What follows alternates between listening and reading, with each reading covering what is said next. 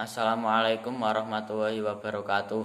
Yang terhormat Ibu Ulfa Melida, MPD selaku pengampu Bahasa Indonesia dan teman-teman yang saya banggakan. Pertama-tama mari kita panjatkan puji syukur kehadirat Allah Subhanahu wa Ta'ala yang telah melimpahkan rahmatnya dan hidayahnya pada kita semua.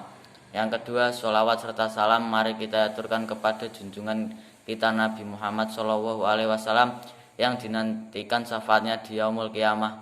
Amin. Perkenalkan kelompok kami, kelompok 9 yang terdiri dari saya Muhdian Amin Fitri sebagai moderator, Mila Zuhairo sebagai pemateri 1 dan Chandra Pamungkas sebagai pemateri 2 dan Putri Ardiani Pramesti sebagai pemateri 3. Mari kita buka presentasi hari ini dengan bacaan bismillah.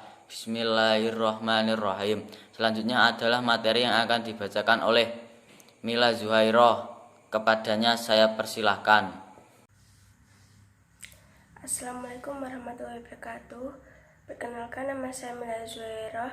Saya di sini akan sedikit menjelaskan mengenai kaidah karya tulis ilmiah bagian isi.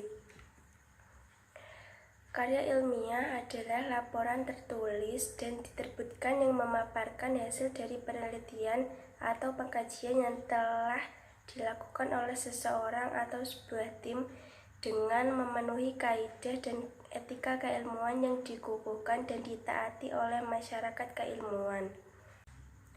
Bagian isi 1. Pendahuluan. Uraian tentang pendahuluan berisikan tentang latar belakang masalah, rumusan masalah, pertanyaan penelitian, tujuan penelitian, asumsi, hipotesis, dan metode penelitian. Latar belakang masalah. Penulisan ini untuk menjelaskan alasan mengapa masalah yang diteliti itu timbul. Beberapa butir penting seperti alasan esensial dan esensial. Gejala pemikiran untuk memunculkan permasalahan. Baiklah, di sini saya akan melanjutkan dari pemateri pertama yaitu Mila Zuhairo yang saya akan menjelaskan tentang bagian isi. Rumusan masalah dapat dinyatakan dalam bentuk pernyataan terbuka yang diambil karena kejelasan dari masalah, variabel yang diteliti, dan kaitan antara variabel itu sendiri.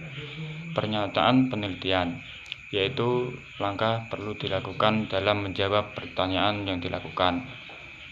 C. Tujuan penelitian berisi menyajikan hasil yang ingin dicapai setelah meneliti selesai dilakukan. D. Asumsi, yaitu berupa teori bukti yang kuat dan dapat bertanggungjawabkan. D. Hipotesis. Hipotesis merupakan jawaban sementara terhadap masalah yang ingin diajukan peneliti. Metode penelitian. Kedua, rangka teoritis. Dalam hal ini, peneliti membandingkan, mengkontraskan, dan memposisikan kedudukan masing-masing penelitian yang dikaji dikaitkan dengan masalah yang ingin diteliti.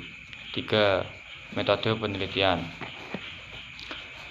Memuat beberapa komponen, yaitu desain, lokasi, dan subjek, populasi atau sampel penelitian, definisi operasional dari variabel yang terlihat dari peneliti, proses pembagian instrumen, teknik pengumpulan data, prosedur, dan tahap-tahap peneliti. Baik, di sini saya akan melanjutkan materi yang telah disampaikan oleh Chandra Pamungkas, yaitu tentang isi. Yang keempat, ada hasil penelitian, menguraikan pengolahan dan analisis data, serta penafsiran hasil analisis data. Di dalam penelitian itu ada dua, yaitu penelitian kuantitatif dan penelitian kualitatif. Apa itu penelitian kuantitatif? Hasil penelitian yang berupa statistik terhadap variabel-variabel yang telah diteliti. Kemudian untuk penelitian kualitatif, hasil penelitian itu berupa penjelasan terhadap data-data yang telah ditemukan, seperti wawancara dan lain sebagainya. Yang kelima, ada kesimpulan dan saran, menguraikan keseluruhan hasil penelitian dan mengulas hasil penelitian yang dirujukkan kepada landasan teori yang dirujukkan, kemudian dikemukakan beberapa saran. Setelah kesimpulan dan saran, ada juga daftar pustaka. Daftar pustaka itu berisi semua sumber bacaan yang digunakan dalam penulisan. Contoh, dalam mengambil pengertian dari isi itu dimuat dari artikel mana, HTTPS atau buku mana, itu harus dicantumkan dalam daftar pustaka.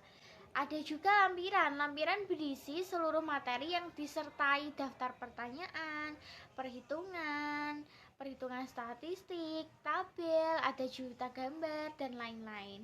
Selanjutnya saya kembalikan ke moderator.